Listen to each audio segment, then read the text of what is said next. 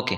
Good morning friends. இன்னைக்கு நம்ம என்ன டாபிக் பார்க்க போறோம் அப்படின்னா, சாயில் மெக்கானிக்ஸ்ல கிளாசிஃபிகேஷன் ஆஃப் சாயில் டாபிக் நம்ம பார்க்க போறோம். சரிங்களா? ப்ரீவியஸ் வீடியோல வந்து பார்த்தீங்கன்னா, கன்சிஸ்டன்சி ஆஃப் சாயில் நம்ம பார்த்தோம். Liquid limit, plastic limit, okay consistency இண்டெக்ஸ்னா என்ன, பிளாஸ்டிசிட்டி இண்டெக்ஸ்னா என்ன, லிக்விடிட்டி இண்டெக்ஸ்னா என்ன, ஸோ அதோட வேல்யூஸ் எப்படி வேரி ஆகுது, okay flow index, toughness index, அடுத்து ஆக்டிவிட்டி, சென்சிட்டிவிட்டி எல்லா டெஃபினிஷன்ஸும் பார்த்தோம். ஓகேங்களா? அதில் என்னென்ன இம்பார்ட்டன்ட் கொஸ்டின்ஸ் நம்ம ஆல்ரெடி டிஸ்கஸ் பண்ணியிருக்கோம். சரிங்களா? ஸோ இன்னைக்கு வந்து பார்த்தீங்கன்னா கிளாசிஃபிகேஷன் ஆஃப் சாயில், இது ரொம்ப ரொம்ப ஒரு முக்கியமான ஒரு topic. Okay yes.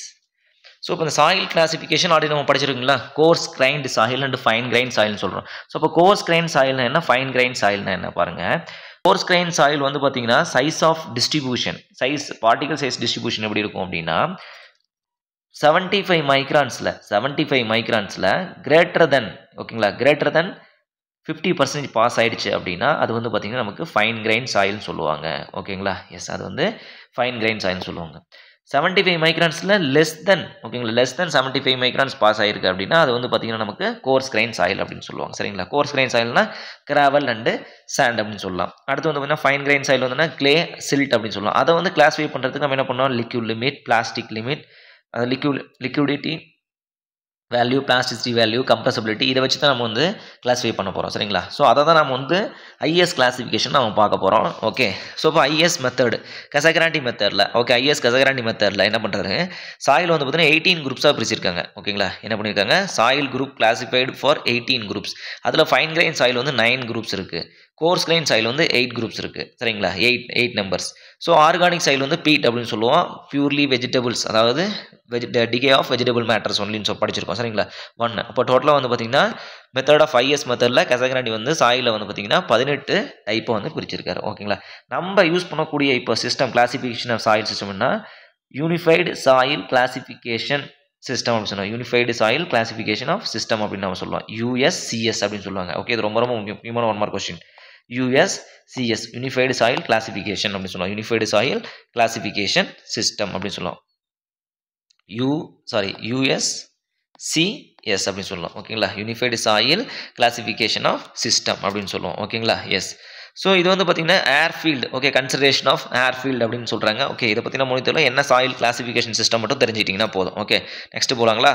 S yes, இது ரொம்ப ரொம்ப ரொம்ப முக்கியமான ஒரு சார்ட். ஓகேங்களா? கண்டிப்பாக இது வந்து பார்த்தீங்கன்னா அந்த கொஸ்டினை எக்ஸ்பெக்ட் பண்ணலாம். பார்க்கலாங்களா? எஸ்.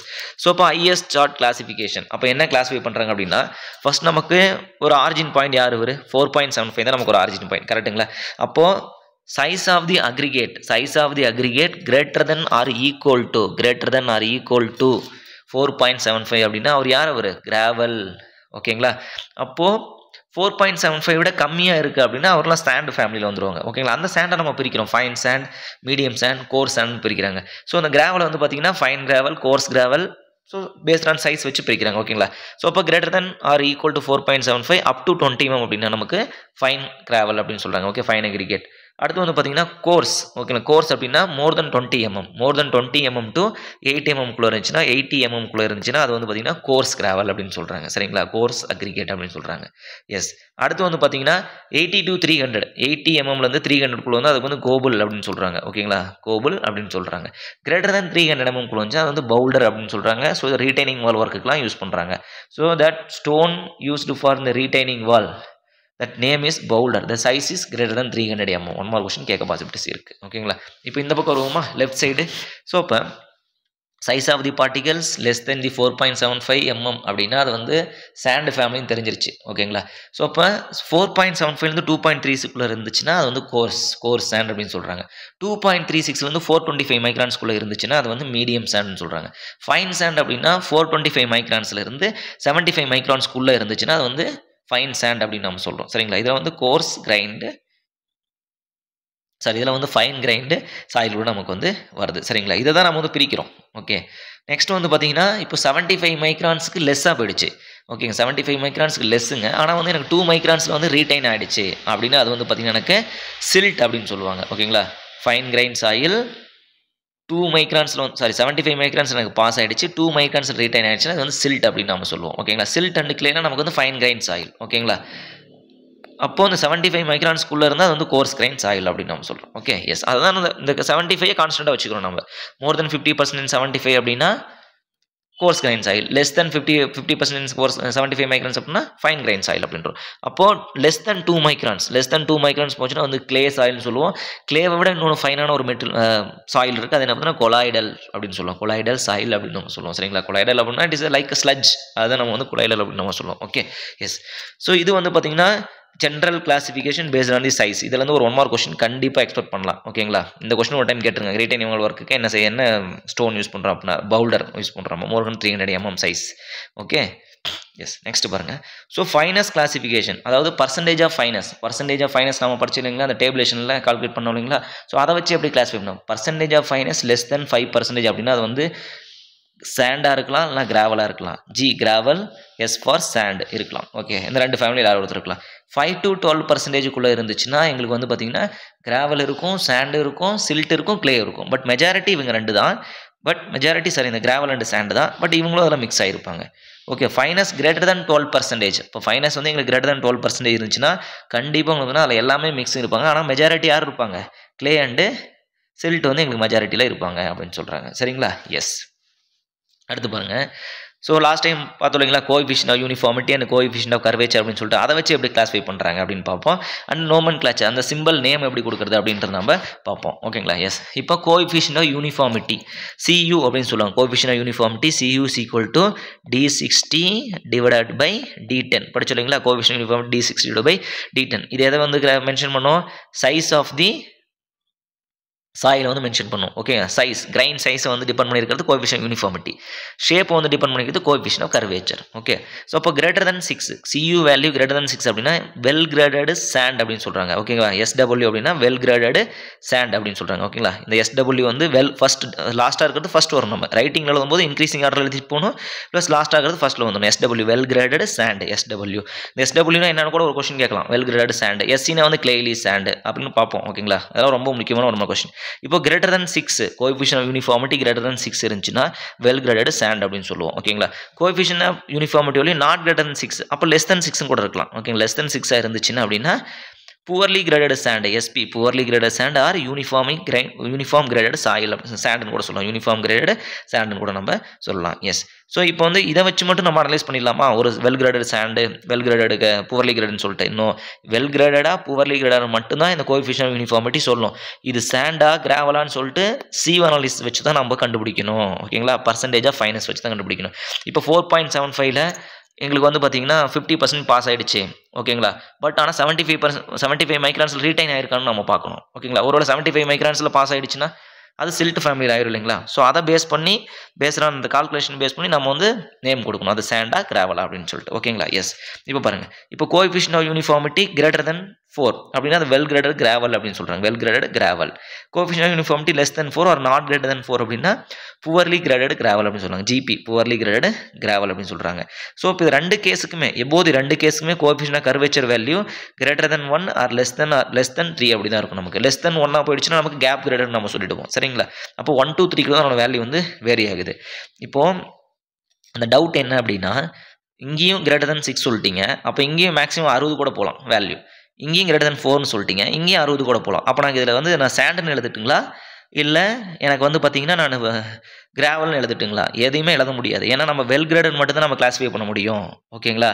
கிராவலா சாண்டான்னு பர்சன்டேஜ் ஆஃப் ஃபைனஸை வச்சு தான் நம்ம கண்டுபிடிக்க முடியும். ஓகேங்களா? அந்த சிவில் வந்து எவ்வளோ பாஸ் ஆகிருக்குன்னு பார்த்து தான் நம்ம சொல்ல முடியும். சரிங்களா? எஸ். ஸோ அடுத்து டியூவல் சிம்பிள், அதாவது பர்சன்டேஜ் ஆஃப் ஃபைனஸ் 5% பார்த்தோம் இல்லைங்களா? பர்சன்டேஜ் ஆஃப் ஃபைனஸ் வந்து எங்களுக்கு வந்து 5 to 12%, 5 to 12க்குள்ளே இருக்குது அப்படின்னா அதில் வந்து பார்த்தீங்கன்னா டியூவல் சிம்பிள் கிளாசிஃபிகேஷன் நமக்கு வரும். ஓகேங்களா? இந்த கொஸ்டின் ஒரு டைம் கேட்டுருங்க. Dual simple classification in nomenclature the percentage of fines 5 to 12%. ஓகேங்களா? ரெண்டு வேல்யூ வருது இல்லைங்களா? 5 to 12. அப்போ ரெண்டு வேல்யூக்கு ரெண்டு சிம்பிள் நமக்கு வரும், ஞாபகம் வச்சுக்கணும். ஓகேங்களா? அதாவது கிராவலும் இருக்கும், அதில் சில்ட்டும் இருக்கும். Okay, S. பாருங்கள். ஸோ அப்போ எப்படி எழுதுறாங்க அப்படின்னா GW well graded gravel with clay, well graded gravel with silt, well graded sand with clay அப்படின்னு சொல்லுவாங்க. SW SC அப்படின்னு சொல்லுவாங்க. ஓகேங்களா? எஸ். இப்போது அடுத்து வந்து பார்த்தீங்கன்னா பர்சன்டேஜ் ஆஃப் ஃபைனஸ் வந்து இது ஜஸ்ட் ஞாபகம் வச்சுன்னா போதும். இதுதான் நமக்கு இதுவும் தான் ரொம்ப முக்கியம். Okay, yes. So fines value greater than 12% அப்படின்னா அது வந்து பார்த்தீங்கன்னா நமக்கு என்ன ஆகும்? மெஜாரிட்டி யாருங்க இருப்பாங்க? கிளே இருப்பாங்க. நமக்கு தெரிஞ்சு போச்சு. கரெக்டாக? கிராவல் சாண்ட் எல்லாம் மிக்ஸில் இருக்கும், பட் மெஜாரிட்டி யார் இருப்பாங்க? Clay particle, clay and silt இருக்கும்.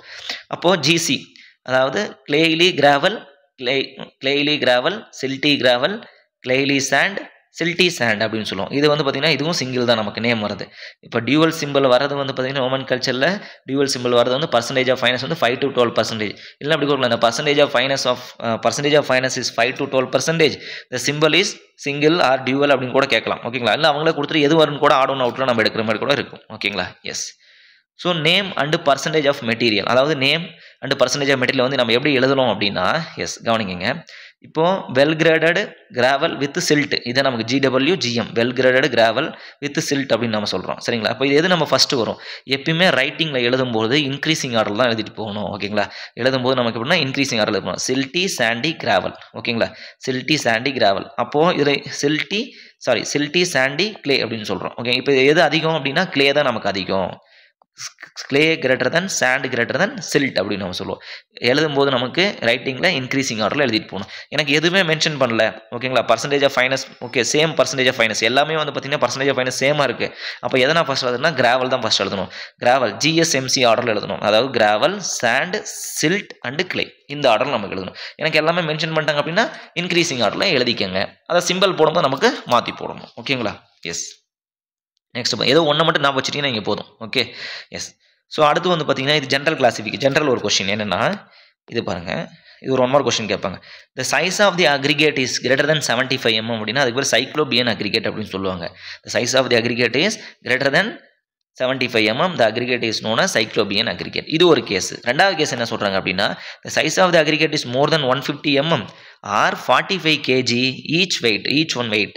Okay, the aggregate is known as cyclopean aggregate அப்படின்னு சொல்கிறாங்க. அதாவது சைஸ் கொடுத்துட்டு mm கொடுத்துட்டு அண்ட் வெயிட் கொடுத்துருக்காங்க அப்படின்னா இது வந்து பார்த்தீங்கன்னா இதுவும் சைக்ளோபியன் அக்ரிகேட். பட் ஜென்ரலாக வந்து சைக்ளோபியன் அக்ரிகேட்னா size of the aggregate is more than 75 mm.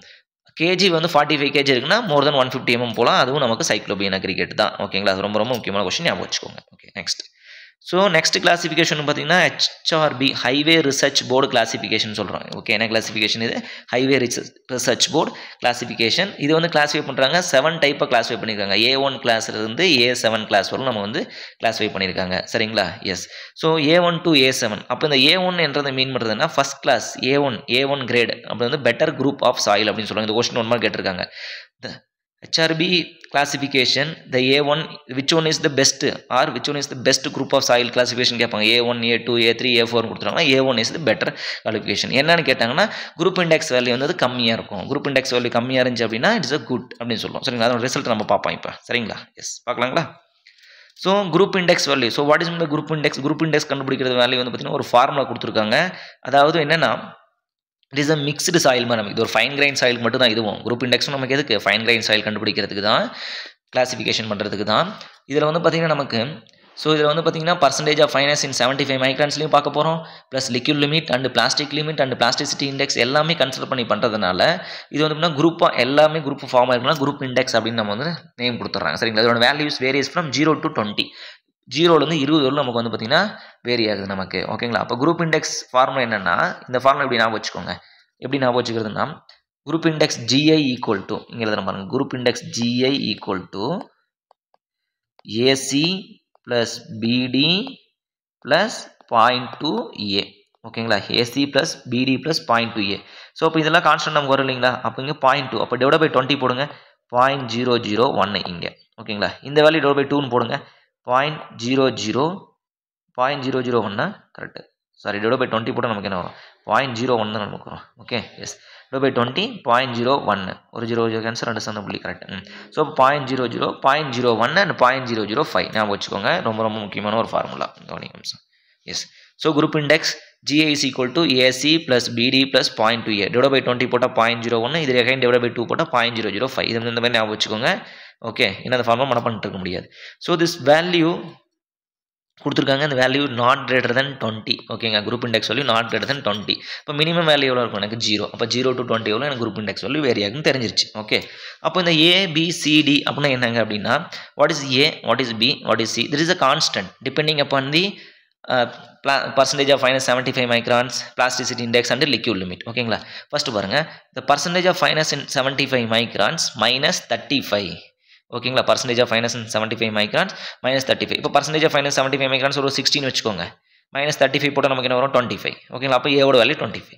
Percentage of fines in 75 microns minus 15 ஓகேங்களா. ஸோ இந்த வேல்யூ வந்து பார்த்தீங்கன்னா சம் வேல்யூ வருதுன்னு வச்சுக்கோங்க. இது அதே சேம் 60ன்னு வச்சுக்கோங்களேன்.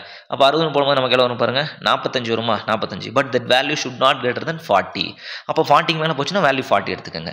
40 40 20 20 நான் வச்சுக்கோங்க 40 40 20 20. அப்போ சியோட வேல்யூ என்னன்னா liquid limit minus 40. Liquid limit minus 40. இங்கே 40 முடியுது, இங்கே 40ல் ஸ்டார்ட் ஆகுது நான் வச்சுக்கோங்க. Liquid limit minus 40. அதே மாதிரி டி வேல்யூ வந்து பார்த்தீங்கன்னா பிளாஸ்டிசிட்டி, அதாவது பிளாஸ்டிசிட்டி இண்டெக்ஸ் ஐபி மைனஸ் 10 அப்படின்னு சொல்லுவோம். ஐபி மைனஸ் 10 ஓகேங்களா. அந்த value should not greater than 20 ஓகேங்களா. இது ஞாபகம் வச்சுங்க, ரொம்ப ரொம்ப முக்கியமான ஒரு கொஸ்டின். ஸோ இது மட்டும் இல்லாமல் என்னென்னா, ஸோ இந்த வேல்யூ வந்து நெகட்டிவ்ல வந்தால் 0 அப்படின்னு சொல்லிடுறாங்க. Okay, negative it is reported as values comes for negative it is reported as 0 அப்படின்னு சொல்லலாம். சேம் அதே மாதிரி எங்கே நம்ம பண்ணியிருக்கோம், பிளாஸ்டிசிட்டி இண்டெக்ஸ் நம்ம என்ன பண்ணியிருப்போம் 0. Liquid limit minus plastic limit is equal to plasticity index is negative means reported as 0ன்னு சொல்லுவோம் ஓகேங்களா. அதை கூட கிளாஸிஃபை பண்ணியிருக்கோம் 0. அடுத்தது less than 7 7 to 17 greater than 17 சொல்லிட்டு நம்ம பண்ணியிருப்போம் சரிங்களா. எஸ், இப்போ குரூப் இண்டெக்ஸ் கிளாஸிஃபை பண்ணுறாங்க பேஸ்ட் ஆன் தட் வேல்யூ. எப்படி கிளாஸிஃபை பண்ணுறான்னு பாருங்களேன். எஸ் எப்படி கிளாஸிஃபை பண்ணுறான்னு பாருங்களேன். கிளிக் பண்ணிடலாம் இதை.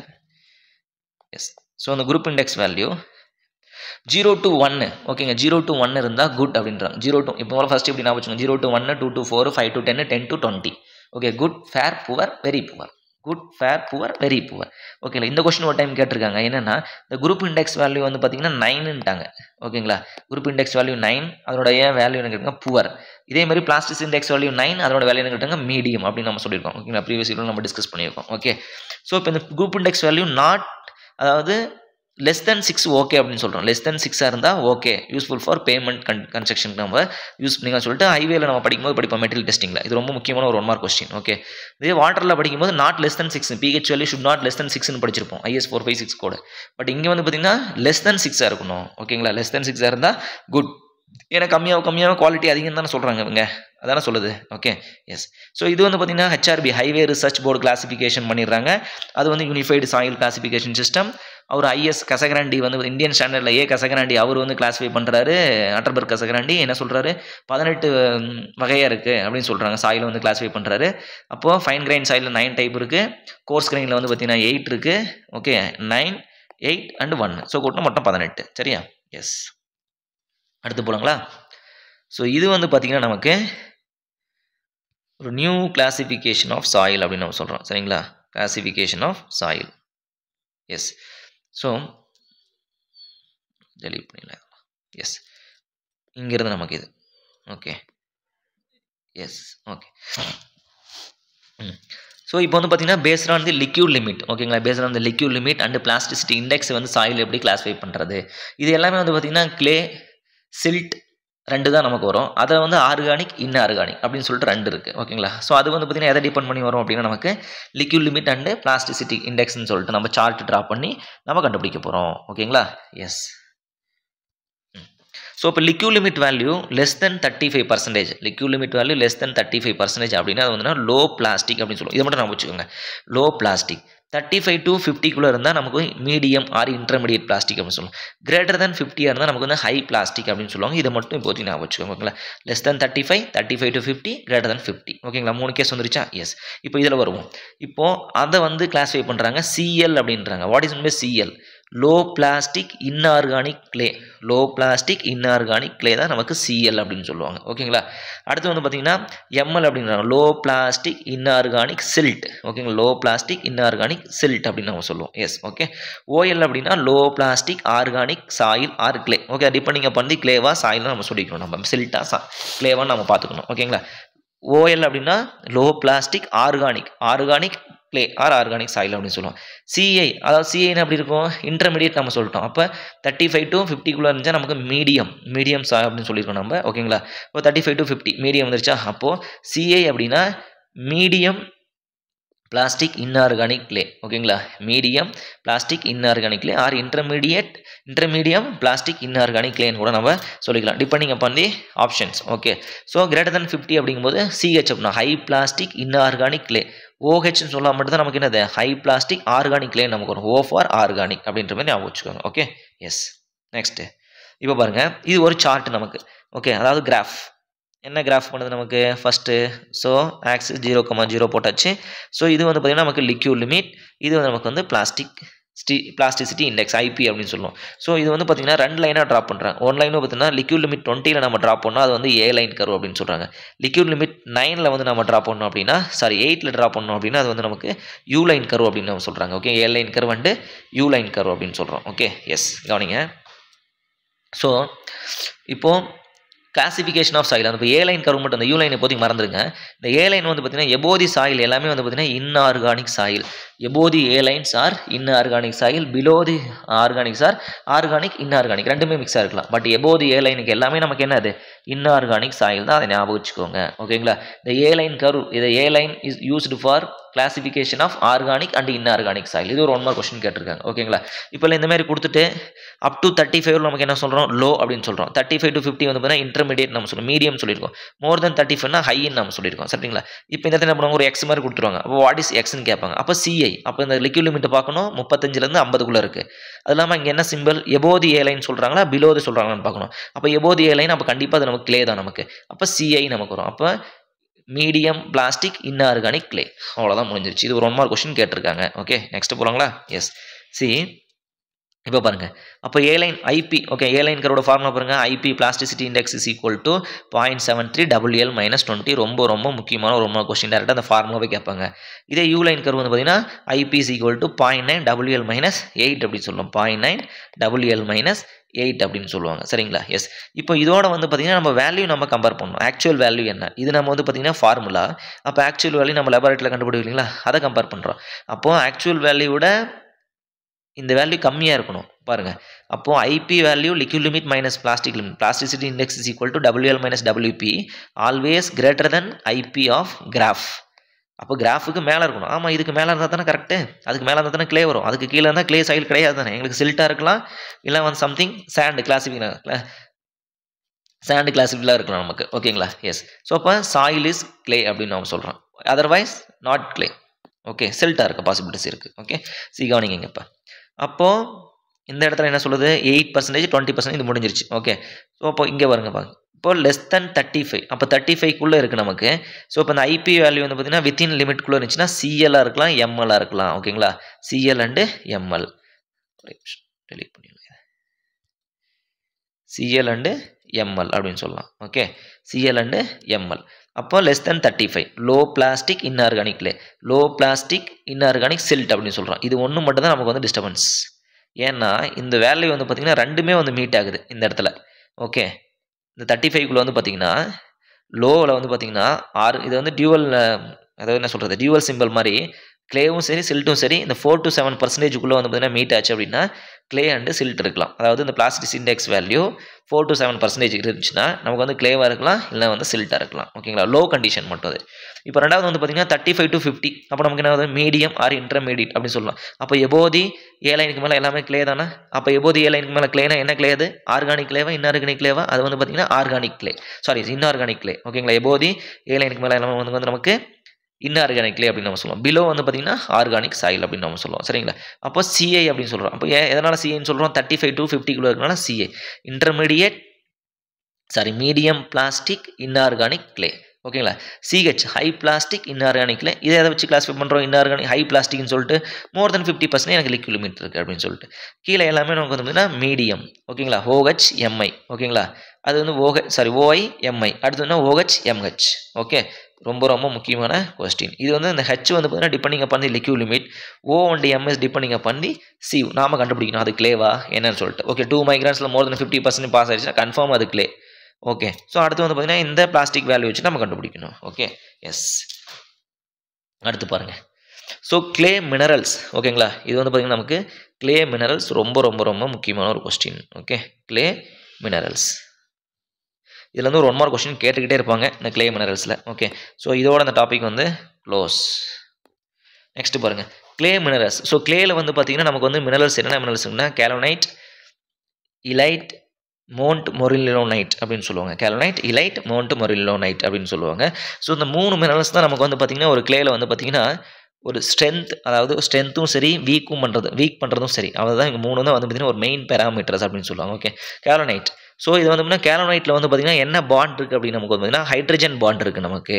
ஓகேங்களா, ரொம்ப ரொம்ப முக்கியமான கொஸ்டின். கேலோனைட்டில் என்ன பாண்ட் இருக்குது? Hydrogen bond. இது பார்த்தீங்கன்னா ஒரு ஸ்ட்ராங்கஸ்ட் பாண்ட் அப்படின்னு சொல்லுவாங்க. இதெல்லாம் இந்த பாண்ட் இருக்கிறதுனால ஹைட்ரஜன் பாண்ட் வந்து ஒரு ஸ்ட்ராங்கஸ்ட் பாண்ட். ஓகே, ஸோ இந்த பாண்ட் இருக்கிறனால நமக்கு என்ன நடக்கும் அப்படின்னா வால்யூம் சேஞ்ச் ரொம்ப கம்மியாக இருக்கும். Low volume change, low swelling, low shrinkage எல்லாமே வந்து பார்த்திங்கன்னா ரொம்ப ரொம்ப லோவாக இருக்கும். சரிங்களா, ஸோ இதோட சைஸ் ஆஃப் தி பார்ட்டிகல்ஸ் வந்து பார்த்திங்கன்னா எப்படி இருக்குன்னா 50 to 200 நேனோமீட்டர் அப்படின்னு இருக்கும். 50 to 200 நேனோமீட்டர். நேனோனா தெரியும், 10⁻⁹ மீட்டர் அப்படின்னு சொல்லுவோம். ஓகேங்களா, அவ்வளோ சைஸ் 50 to 200 நேனோமீட்டர் அந்த சைஸ் இருக்கும். ஓகே, எக்ஸாம்பிள் வந்து பார்த்திங்கன்னா இது எலக்ட்ரிக்கலி பேலன்ஸ், அதாவது எலக்ட்ரான்ஸ் பேலன்ஸ். ஓகேங்களா, சாரி, எலக்ட்ரான்ஸ் வந்து பார்த்திங்கன்னா இதில் வந்து பேலன்ஸாக இருக்கும். ஹைட்ரஜன் பாண்ட் அப்படின்னு நமக்கு என்னவோ 2 எலக்ட்ரான்ஸ் வந்து பார்த்திங்கன்னா ஈக்குவலாக கொடுக்கும். ஓகே, சிங்கிள் கோவலன்ட் பாண்ட் இல்லைங்களா, அது 2 எலக்ட்ரான்ஸ் வந்து ஈக்குவலாக நமக்கு வந்து ஷேர் பண்ணும். ஸோ எலக்ட்ரான் பேலன்ஸ் அப்படின்னு சொல்லுவாங்க. சரிங்களா, எக்ஸாம்பிள் வந்து பார்த்திங்கன்னா சைனா கிளே. ஓகே, கலோனைட்டுக்கு எக்ஸாம்பிள் வந்து பார்த்திங்கன்னா சைனா கிளே. என்ன பாண்ட் இருக்குது? Hydrogen bond. அது ஒரு strongest bond. Low swelling, low shrinkage நடக்கும் கிளேயில். யாரால? கலோனைட். ஓகே, கலோனைட்டில் நமக்கு வந்து நடக்கும். சரிங்களா, எஸ். ஸோ அடுத்து வந்து பார்த்திங்கன்னா இலைட். ஓகே, கேலனைட் முடிஞ்சதுக்கப்புறம் இலைட். ஸோ இலைட் யார் அப்படின்னா இவர் வந்து பார்த்திங்கன்னா ஒரு மீடியம். ஓகேங்களா, 2 பேருக்கு நடுவில், கேலனைட்டுக்கும் மோன்ட்மொரலுக்கும் நடுவில். இவர் வந்து பார்த்திங்கன்னா அதிக ஸ்ரிங்கேஜும் பண்ண மாட்டார், அதிக வால்யூம் சேஞ்சும் கொடுக்க மாட்டார். ஓகேங்களா, ஸோ அதனால் என்ன ரீசன் அப்படின்னா, அதுக்கு என்ன காரணம் அப்படின்னா பொட்டாஷ் அயானிக் பாண்ட் அவர் வச்சிருக்காரு. என்ன அயானிக் பாண்ட்? அது K+ பாண்ட் வச்சிருக்காரு. Potash ionic bond. இந்த கொஸ்டின் ஒரு டைம் கேட் எக்ஸாமில் கேட்டிருக்காங்க. Potash ionic bond. Okay, so medium shrinkage, medium strong அப்படின்னு சொல்கிறோம். இதோட சைஸ் வந்து பார்த்தீங்கன்னா 30 to 50 நேனோமீட்டர் அப்படின்ட்டு அந்த கொஸ்டின் கேட்டதில் ஜஸ்ட் தெரிஞ்சு வச்சுக்கோங்க. 50 to 30 நேனோமீட்டர் சைஸில் நமக்கு இருக்கும் இது. ஓகே, இதுக்கு எக்ஸாம்பிள் வந்து பார்த்திங்கன்னா எதுவும் சொல்ல. ஓகேங்களா, பொட்டாஷ் அயானிக் பாண்ட் மட்டும் நம்ம சொல்லியிருக்காங்க. ஓகே, மோன்ட்மொரல் லைட் இதெல்லாம் ரொம்ப ரொம்ப ரொம்ப டேஞ்சர். இவர் தான். ஓகேங்களா, அவர் எவ்வளோ நமக்கு சேவ் பண்ணுறாரோ அந்த கேலோனைட், இவர் அவ்வளோ அப்படியே டோட்டலாக அஃபெக்ட் பண்ணி விட்ருவார் கிளேவை. ஓகேங்களா, ஸோ இது வந்து பார்த்திங்கன்னா இவரோட சைஸ் வந்து பார்த்திங்கன்னா ரொம்ப ஸ்மால். ஓகே, 3 to 10 நேனோமீட்டர் அப்படின்னு சொல்லலாம். 3 to 10 நேனோமீட்டர் அப்படின்னு சொல்லலாம். இந்த மாதிரி ஃபைனஸ், அதாவது மோன்ட்மொரல் லைட்டில் ஸோ இதுமாரி ரொம்ப ஃபைனஸாக இருக்குன்னா ஸ்மெக்டைடு அப்படின்னு சொல்கிறாங்க. இதுக்கு பேர் என்ன சொல்கிறாங்க? ஸ்மெக்டைடு. Okay, very fines. அதாவது 1 கிராம் வந்து பார்த்திங்கன்னா 800 மீட்டர் ஸ்கொயர் உள்ள நம்ம ஸ்ப்ரெட் பண்ணலாமா. Okay, more expanded layered structures. Okay, more expanded layered structure சொல்லலாம். ஓகே, ஸ்ட்ரக்சர் ஆஃப் சாயில் நம்ம படிப்போம். Okay, so specific surface area அப்படின்னா ஏரியா பை வால்யூம் நம்ம படிச்சிருக்கோம் இல்லைங்களா. அப்போ இது வந்து பார்த்திங்கன்னா 800 meter square per gram. 1 gram எடுத்தோம்னா 800 மீட்டர் ஸ்கொயர் வரலாம் நம்ம ஸ்ப்ரெட் பண்ணலாமா. ஓகேங்களா, எஸ், அந்த மாதிரி. ஸோ இது வந்து பார்த்திங்கன்னா என்ன பாண்ட் இப்போ போகலாங்களா. அதுக்கு பாண்ட் வந்து பார்த்திங்கன்னா நமக்கு வந்து வாட்டர் பாண்ட் அப்படின்னு சொல்கிறோம். ஓகேங்களா, வாட்டர் பாண்ட் வீக்கஸ்ட் பாண்ட் அப்படின்னு சொல்லுவோம். Water bond is weakest bond. More shrinkage, more volume change. Size வந்து 3 to 10 நேனோமீட்டர். இதுக்கு வந்து பார்த்திங்கன்னா இந்த மோன்ட்மொரல் லைட் வந்து ஸ்மெக்டைடு அப்படின்னு சொல்கிறாங்க. இந்த ஃபைனஸ் பார்ட்டிகல்ஸ் இப்படி இருக்கலாம் நமக்கு ஸ்மெக்டைடு அப்படின்னு சொல்கிறாங்க. ஓகே, ஸோ இது எக்ஸாம்பிள் சொல்லணும் அப்படின்னா black cotton soil and bentonite soil. ஓகேங்களா, black cotton and bentonite soil வந்து பார்த்திங்கன்னா நமக்கு யூஸ் பண்ணுறாங்க. சரிங்களா, ஸோ வந்து பிளாக் காட்டன் சாயில் இந்த பென்டோனைட்லாம் நமக்கு என்னது? Is black cotton soil residual soil இல்லையா நமக்கு இது. Yes, residual soil black cotton soil வந்து பார்த்தீங்கன்னா இது எங்கே நம்ம யூஸ் பண்ணுறோம்? அந்த பிளாக் காட்டன் சாயில் பென்டோனைட்னு நமக்கு பைல் டிரைவிங்கில் வந்து பார்த்தீங்கன்னா ஒரு லூப்ரிகண்ட்டாக நம்ம யூஸ் பண்ணுவோம். சரிங்களா, ஸோ மோர் சர்ஃபேஸ் ஏரியா அப்படின்றதுனால. Okay, S.